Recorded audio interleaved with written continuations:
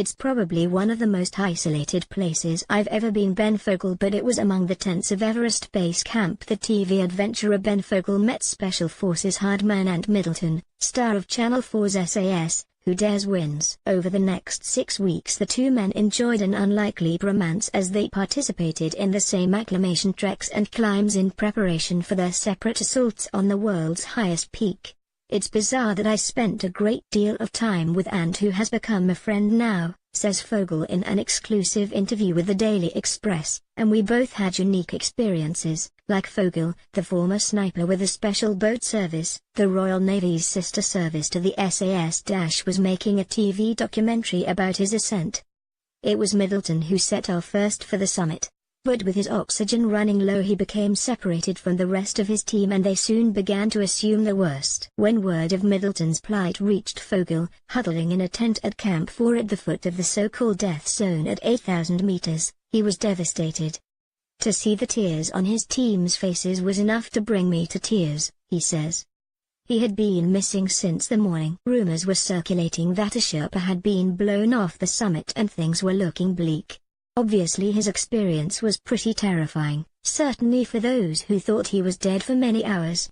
This only happened in films. Now here we were stormbound in the death zone with the prospect of a full-scale search. Fortunately Middleton and his Sherpas were later located battered and bruised but alive after having successfully reached the summit. The episode did nothing for Fogle's morale, however. It knocked my confidence as our tent was hammered by hurricane-force winds, he admits.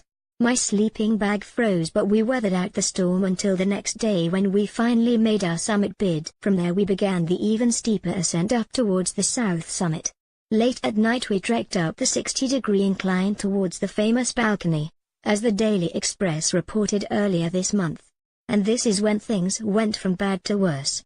The second tank went shortly after he had reached the top of Hillary's Step, the sheer rock face that forms the final and most intimidating barrier to climbers heading for the top. While climbers can survive without supplementary oxygen if they are resting in the death zone, it is difficult to make progress at altitude without it. And the final straight to the north summit was a dangerous clamber along a razor ridge of ice and snow. It's probably one of the most isolated places I've ever been, says Fogle. No helicopters can reach you, which is why when the second bottle went there was an extreme nervousness because I certainly couldn't see how I was going to get out of that situation.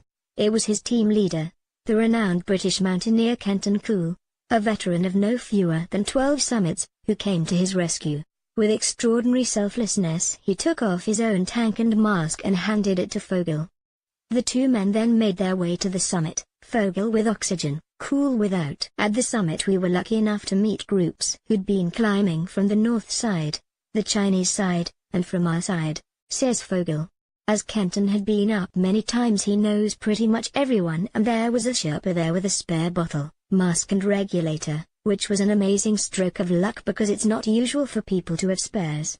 His euphoria at reaching the summit was tempered by the knowledge that he had yet to embark on the most difficult part of the climb, the descent. Obviously it's all very well getting to the summit but then you have to get down again, he explains. And going down Everest is when a lot of accidents happen. It's when people who are fatigued find that they haven't left sufficient energy for a descent.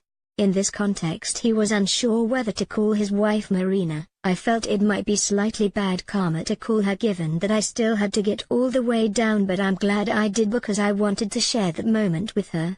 That moment of standing on the roof of the world. It was very emotional and I was very teary. It's just such an extraordinary sight. You'll never see anything like it. To see mountains that you know are 7,000 meters high ranged below you like a miniature world is amazing. Fogle's feat is all the more remarkable for having been achieved on a tea of a handful of jelly babies. Your appetite changes at altitude, he reveals. I had other things with me, including some chocolate, but actually all I wanted was jelly babies. He hardly drank anything either. I had water with me but I didn't have an insulated bottle so my water froze as soon as we left Camp 4. I did eat some snow but I'm a bit of a camel. It's one of my expedition things. When I go running, I kind of naively thought it would be the same for that final ascent. When I do anything, I don't actually need water along the way. 30 p.m. and arrived at Camp 2, having summited, at 8 p.m. the next day. In the event, the record of his climb will show that he departed camp for at 8. His family decided that the conqueror of Everest deserved a reception committee on his return. From there he made his way back to Kathmandu and caught a flight to the UK. And so Fogle found himself greeted by not only Marina and children Ludo and Fiona but his parents, his sister and his father-in-law. It was amazing to see them. The children were so excited, he says. That first hug with them kind of made it all worthwhile. Fogle, who wrote an Everest diary exclusively for the Daily Express, adds, "I really felt a wave of goodwill and I'd like to thank the Daily Express and all your readers for getting behind the expedition and really supporting it." Once he was settled back in, there was one more thing to be done. The whole Everest experience really did affect me profoundly and it will always be in my head more than any of the other things that I've done. And so he went down to a tattooist on Portobello Road near his home in West London and had the number 8848 inked on his left wrist along with a pair of crossed ice picks. I felt I wanted to have a lasting memory of it. Mount Everest, of course, is 8,848 meters tall. Fogle's Everest climb was backed by the Anything is Possible global initiative and is in support of the British Red Cross. He is a UN Environment Patron of the Wilderness and Mountain Hero.